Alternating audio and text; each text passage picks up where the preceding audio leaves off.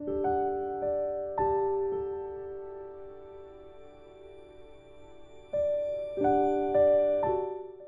하나님의 응답은 더디 오는가? 이런 질문 해보셨습니까?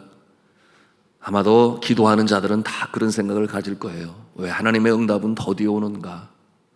이 새벽에 나와 기도하는 여러분들도 마찬가지겠죠. 어서 속히 응답이 되면 좋겠는데 왜 이렇게 시간이 많이 걸리는가? 그냥 빨리 쉽게 응답해 주시면 나의 삶이 더 편하고 또 하나님께 감사하고, 그런데 우리의 기도의 삶을 돌이켜보면 그런 경우는 거의 없어요. 꼭 기도하게 하십니다. 노예 해방의 기수로 세울 링컨을 미국의 대통령으로 세우실 거면 얼른 세우셔서 그 일을 진행하시면 될 건데, 여러분 20번이라고 그랬어요. 낙선하고 실패하고 또 낙선하고 실패하여 쓴 잔을 마시게 한 것이 20번이나 되었습니다. 문둥병이 걸린 나아만 장군을 고쳐주실 거면 바로 고쳐주시지, 왜 한 번도 아니고 7번씩이나 같은 모습으로 요단강에 가서 그 물에 몸을 담게 하셨는지. 제자들이 갈릴리 호수를 건너가라고 그렇게 명령하셨으면 잘 건너가서 맞은편에 도달케 하시면 좋을 것 같은데, 그런데 그처럼 강한 바람이 불어 아무리 애를 쓰고 노를 저어도 나가지 못하게 하는 그와 같은 상황에 이르게 하시고, 그 상황을 보시는 예수 그리스도께서 오셔서 도우실 거면 빨리 오셔서 그 배에 오르셔서 안전하게 건너가게 하시면 좋을 것을, 예수님이 나타나신 것은 언제였어요? 밤 사경이라고 그랬어요. 새벽에 나타나셨어. 고생할 것 다 고생하게 하시고, 그 다음에 그들의 배에 오르셔서 파도를 꾸짖으시니 잠잠하여진지라 그 다음에 건너편에 당독해 하셨습니다. 왜 그렇게 하시는 건지. 그런가 하면 마르다와 마리아가 그의 오라버니 나사로가 죽어가니까 얼마나 마음이 힘들고 어려워요. 그래서 예수님에게 전가를 보내죠. 빨리 오세요. 우리 오라버니가 죽을 것 같습니다. 근데 예수 그리스도께서 빨리 오셔서 고쳐주시면 좋을 것 같은데, 그런데 일부러 더 유하시고 바로 가지 않으셔서 어떤 결과가 나타납니까? 결국은 나사로가 죽어요. 마치 죽을 때를 기다리신 것처럼 예수님께서 더디 오셨죠. 왜 그렇게 하셨는지, 물론 그 결과는 우리가 압니다. 죽은 자를 살리시는 나는 부활이요 생명이니 나를 믿는 자는 죽어도 살겠고, 그와 같은 모습을 나타내 보이시기 위해서 그렇게 하셨죠. 그럼에도 불구하고 우리의 기도 생활 가운데는 그런 의문이 늘 있습니다. 왜 하나님의 응답은 더디 오는 것일까? 이 새벽에도 잠을 깨어 주의 전에 올라오실 때 그런 생각 갖지 않았겠습니까? 내 아들이, 내 남편이 믿음으로 돌아오게 하실 거면 빨리 돌아오게 하시지, 왜 이렇게 시간이 더디 걸리시면서 하시는 걸까? 취업을 하게 하실 거면, 결혼을 하게 하실 거면, 남북 간에 통일을 하게 하실 거면 빨리 해주시면 참 좋을 텐데 왜라고 하는 질문이 계속 우리 마음에 메아리칩니다. 왜 하나님의 응답은 더디 오는 것인지. 오늘 성경 본문의 내용이 그것이죠.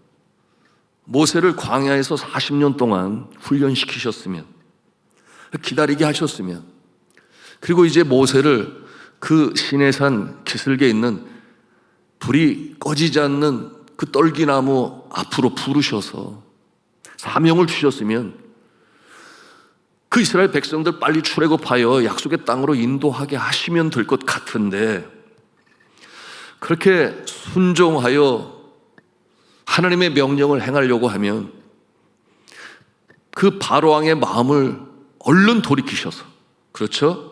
그래서 듣고 그래 떠나라 이렇게 하시면 좋을 것 같은데, 그럼 그러지 아니에요.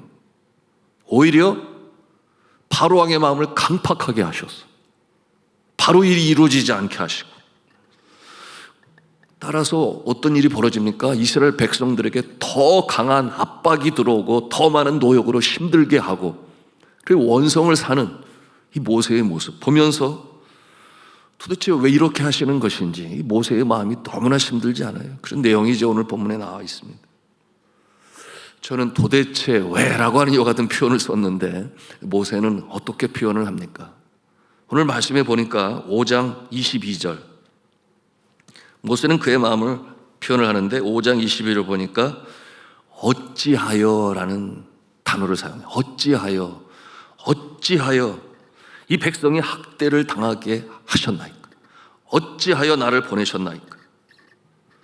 그 이유를 오늘 성경 본문에서 우리는 찾는 것입니다. 평생 마음에 담고 가야 할 참으로 귀한 영적 교훈입니다. 자, 그 모습은 첫째로 한음성을 할까요? 하나님의 주권을 드러내기 위해서입니다. 하나님의 주권을 드러내기 위해서. 네. 본문 6장 9절 말씀을 같이 읽도록 합니다. 시작. 모세가 이와 같이 이스라엘 자손에게 전하나 그들이 마음의 상함과 가혹한 노역으로 말미암아 모세의 말을 듣지 아니하였더라. 모세가 순종했어요. 그리고 가서 전했습니다. 그런데 바로 왕도 듣지 아니하고 이스라엘 백성도 노역이 더 심해지니까 원성이 하늘을 찌르고 모세를 원망해요. 그런데도 하나님은 될 것이라고 반복하여 말씀하십니다. 참 수수께끼 같지 않아요? 왜 일이 이렇게 이루어지는 것일까? 일이 모세가 아닌 하나님께서 일을 행하신다라고 하는 것을 나타내시는 거예요. 그게 무슨 말씀인가 하면 그냥 한 번에 쉽게 일이 이루어지게 되면 무슨 생각하실 것 같아요? 와, 별것 아니네. 또는 역시 모세가 대단해. 또는 바로가 마음이 어지러서 바로 보내주었어. 누가 가려져요? 하나님이 가려져요. 오늘 대한민국 참 반만년 역사 속에 그 이름을 지금처럼 날리던 때가 없어요. 참 우리가 감사한 것은 이 시대를 우리가 살고 있다는 거죠. 그런데 이렇게 온 세상의 이름을 떨치는 대한민국 누가 하시는 거예요? 하나님이 하시는 거예요. 그런데 많은 사람들이 우리가 잘나서 하는 것처럼 착각을 해요. 어떤 모습이 나타납니까? 하나님을 경외하는 자들이 점점 줄어들어요. 나타나는 현상은 무엇입니까? 물질은 풍요한데 마음은 가난해서 역대 이래 지금처럼 OECD 국가 중에 자살률이 고공행진을 했던 자가 있나요? 없어요. 행복지수는 떨어지고 불만지수는 올라가고 겉은 그럴듯한데 속은 문드러지는, 하나님께서 하셨음을 알고 똑바로 봐야 되는데 그러지 못한 모습이 너무나 많은 거죠. 하나님이 가려집니다. 사람이 올라가고 사람이 영광을 받게 되고 모세가 영광을 받고 바로가 칭찬을 받고 하나님이 가려지는 이와 같은 모습 아니라는 거예요. 성도 여러분, 어떠한 경우에라도 큰 역사 이루어지는 상황 가운데서 여러분, 사람이 우상화되거나 사람이 신격화되는 것을 하나님은 기뻐하시지 아니하세요. 하나님은 허용치 아니하십니다. 그러므로 겸손은 언제고 중요합니다. 주께서 하셨구나, 주님께서 하셨어, 좋으신 하나님, 여러분 우리 입술을 열어 간증하기를 바라십니다. 그러므로 사랑하는 성도 여러분, 일이 잘 안 된다고 해서 절망할 것이 아니라 하나님 앞에 넙죽이 엎드리시기를 바랍니다. 주여, 이제 주께서 일하실 때입니다. 나는 죽었습니다. 예수로만 살게 하여 주옵소서.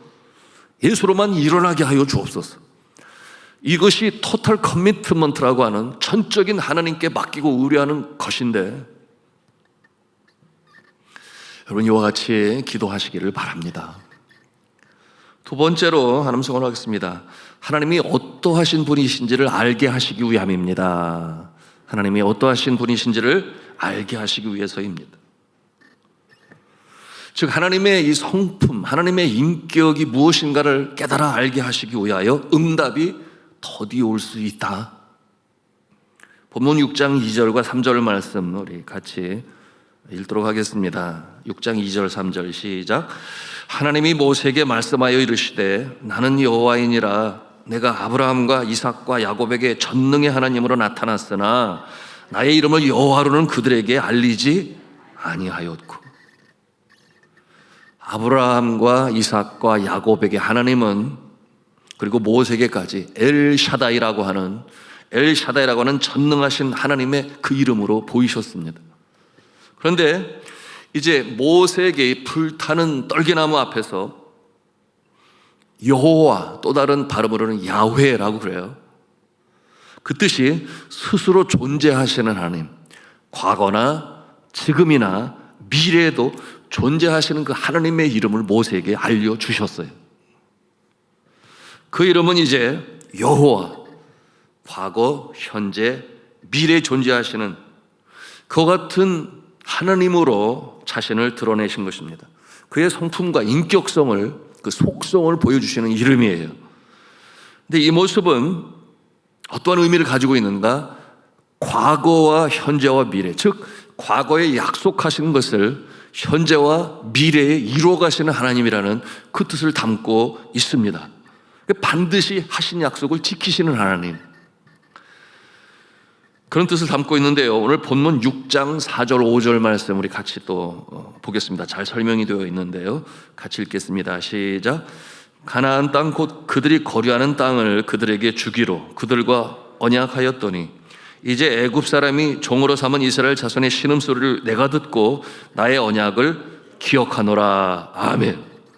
여러분, 기억하신다라고 하는 이와 같은 표현은 말씀의 언약, 약속으로 맺으신 것을 반드시 기억하시고, 기억하신다라고 하는 것은 이루시고 지키신다, 그와 같은 뜻이 담겨져 있는 것입니다. 아브라함에게 약속하셨죠. 기억하십니까? 소위 횃불 언약이라고. 그날 밤 아브라함이 제물을 준비해 놓고 하나님의 임재를 기다리시는데 캄캄한 밤에 하나님께서 나타나셨는데 아브라함에게 약속을 하셨죠. 창세기 4장에 나오는 내용이죠. 그 내용을 제가, 창세기 14장에 나오는 내용인데요, 제가 읽습니다.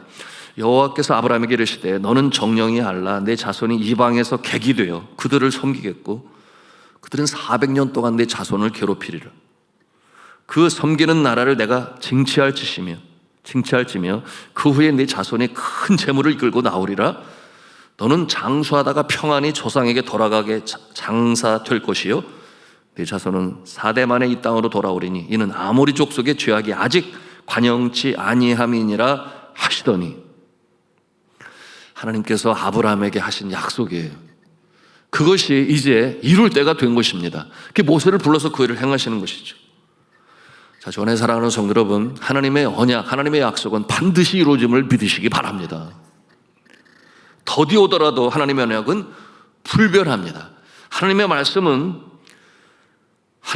틀림이 없으니 여러분이 그 말씀을 읽는 중에, 묵상하는 중에, 또는 듣는 중에, 기도하는 중에 여러분의 마음에 알게 하시고 여러분의 마음에 깨닫게 하시는 주의 언약의 말씀은 반드시 이루어집니다. 실패와 아픔이 있더라도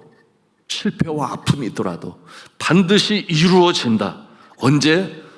여호와 그 이름을 부를 때, 과거나 현재나 미래나 그 언약을 생각하시고 지키시는 여호와라고 하는 그 이름을 부를 때 그처럼 이루어진다. 여호와 그 이름, 신실하게 언약을 지키시는 하나님, 그런 뜻이라고 말씀을 드렸습니다. 그 하나님으로 믿게 하십니다. 그리고 간증하게 하십니다. 이것이 믿음의 사람들의 인생 여정인 거예요. 자, 그런가 하면 세 번째, 왜 그렇게 기도의 응답이 더디 오게 하시는가 하는 성을 합니다. 하나님의 더 크신 능력을 나타내기 위하심입니다. 하나님의 더 크신 능력을 나타내기 위하심입니다.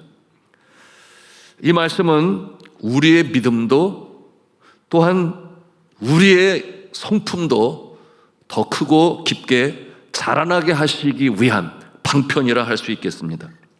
자, 우리 6장 1절 말씀을 같이 읽도록 합니다. 시작. 여호와께서 모세에게 이르시되 이제 내가 바로에게 하는 일을 네가 보리라. 강한 손으로 말미암아 바로가 그들을 보내리라. 강한 손으로 말미암아 바로가 그들을 그의 땅에서 쫓아내리라. 강한 손으로 말미암아, 두 번이나 나와요. 강한 손으로 말미암아. 한글 개역판에 보니까 강한 손을 더함으로 이렇게 번역을 했는데요. 강조하고자 이렇게 두 번씩 반복하여 말씀하시는 것입니다. 그런데 우리나라 이 문장은 주어 없이 문장이 많이 이루어지죠. 주어가 뭔지 잘 몰라요. 강한 손으로 말미암아. 누구의 강한 손이에요? 바로가 아닌 하나님의 강한 손으로 말미암아. 그 영어 성경은 아주 확실히 보여주는데 그 표현들이 I will 이라고 말씀하고 있어요. I will. 내가 한다. I will do to Pharaoh because of my mighty hand. 이렇게 영어로 쓰고 있어요. 무슨 뜻이에요? 내가 행하리라 바로에게 나의 강한 손으로, 그런 뜻이에요. 그러니까 I will. 내가 한다. 여호와께서 하신다. 여러분, 우리가 오늘 읽은 성경 본문에 I will 이라는 단어가 몇 번 나오는가? 무려 8번이나 나와요. 하나님을 강조하고 있어요. 계속. 네가 아니야. 내가 하는 거야. 바로가 아니야. 내가 하는 거야. 내가 행하리라. 바로에게 나의 강한 손으로, 이렇게 말씀하시는 것입니다. 그러니 이와 같은 반복은 하나님의 역사하심을 깨달아 알게 하시기 위한 것인데, 응답이 더디오는 세 번째 이유가 그것입니다. 여러분, 기도의 응답이 더디 오게 되면 기도하는 자에게 어떤 일이 벌어질까요? 여러분 잘 아시지 않습니까? 그것은 기도하는 과정 중에 시험의 단계를 거친다라고 하는 거예요. 하나님의 은혜는 소낙비처럼 쏟아지는데, 부흥 강사님들이 늘 말씀하시잖아요. 너는 그 은혜의 소낙비를 받을 만한 그릇이 준비되었느냐? 이와 같은 표현을 사용하죠. 이 시험의 단계는 어떠한 단계인가 하면, 될까? 안 될까? 될까? 안 될까? 여러분, 이와 같은 모습, 그러므로 포기해? 아니면 진행할까? 이와 같은 생각이 반복될 수 있습니다. 그런데 이와 같은 단계를 거치는 동안, 그래, 나가자, 믿음으로 행하자 라고 하는 단계에 이를 때가 있습니다. 하나님이 기다리시는 거예요. 그리고 그 믿음을 가지고 있을 때 이제 우리는 실행합니다. 하나님의 손을 잡고. 누구의 능력으로? 하나님의 능력으로. 그러므로 소망의 날을 바라보며 불을 지펴 나갑니다. 그 상황이 이뤘을 때 믿음의 증폭이 이루어져 있음을 우리 스스로를 보면서 알게 되는 거예요. 상상해 보십시오. 모세가 단 한 번으로 성공하였다면 그의 믿음이 자라났을까요? 그런데 그러지 아니하고 바로 왕의 마음이 강팍해져서, 그럴 때마다 하나님의 손이 함께 하심으로 바로의 마음을 꺾으시고, 또다시 반대하고, 또 꺾으시고, 또다시 반대하고, 또 꺾으시고, 한 번에 체험할 하나님의 그 손길을 몇 번이나 체험하는 거예요? 지금 10번을 체험해요. 10번을 반복하는 사이에 살아계신 주님의 권능을 더더욱 많이 확실하게 흔들림이 없이 체험하는 모세의 모습이죠. 그 사이에 이 애굽 사람들이 따르던 이 애굽의 신들, 어떻게 되는 거예요? 그 신들을 하나같이 꺾으시는 하나님. 그래서 나일강, 그들에게는 신적인 존재예요. 젖줄이에요. 여러분, 이 나일강에 재앙을 주니까 개구리와 이와 파리와 악질과 독종과 우박과 메뚜기와 흑암과 피와, 그리고 애굽의 신이라 일컫는 이 바로왕, 그의 장자까지 죽음. 그러게 하나님의 응답의 역사는 더디 걸리지만, 그 더디 걸리는 사이에 하나님의 강대하신 손길과 또 믿음을 더욱 견고 세우시는 역사가 나타난다라고 하는 것입니다. 자, 성도 여러분, 이 선한 계획을 세우고 또한 하나님이 기뻐하시는 것이요, 이웃들에게도, 나뿐만 아니라 이웃들에게도 도움이 되고 유익이 되는 그와 같은 계획을 가지고 기도합니다. 근데 만일 나는 좋은데, 나는 잘 되는데 상대방이 아니다 그러면 아직 어린아이와 같은 수준의 기도예요. 그런데 이렇게 선한 마음을 가지고 기도를 시도했는데도 안 되고 있습니까? 이루어지지 않습니까? 여러분, 그럼에도 불구하고 이와 같은 실패를 통하여 우리가 얻는 유익이 있다라는 것을 오늘 말씀을 통해서 우리는 보는 것입니다. 2번 시도했는데 안 되고 3번 시도했는데 안 됐습니까? 그런데 또 다른 가능성을 보았습니까? 여러분, 여기서 우리가 취할 태도가 뭐예요? 포기입니까? 아니면 더욱더 주를 의지하고 더 담대히 믿음으로 나아가는 것입니까? 여러분, 주님은 말씀하셨죠. 선을 행하다 낙심하지 말지니 포기하지 않으면 때가 이르매 거두리라. 그런가 하면 우리 마음의 가슴에 담아야 할 예레미야서 33장 2절 3절 말씀 뭐겠어요? 일을 이루시는 여호와, 그것을 만들어 성취하시는 여호와, 여호와라 이름하는 자가 너에게 이르노라. 너는 내게 부르짖으라 내가 내게 응답하겠고 크고 은밀한 비밀을 너에게 보이리라. 이렇게 말씀하시는데요, 여러분, 이 새벽이 그와 같은 믿음으로 기도하는 시간 되시기를 바랍니다. 우리는 다시금 일어나 전진할 수 있어야 합니다. 하나님의 더 강한 손길, 하나님의 더 강한 역사, 그것을 체험하심으로 여러분의 성품이 자라나고 또한 믿음이 자라나서 여러분 간증하는 인생, 흔들려지는 믿음으로 견고히 서는 응답의 역사가 나타나시기를 주님의 이름으로 축원합니다.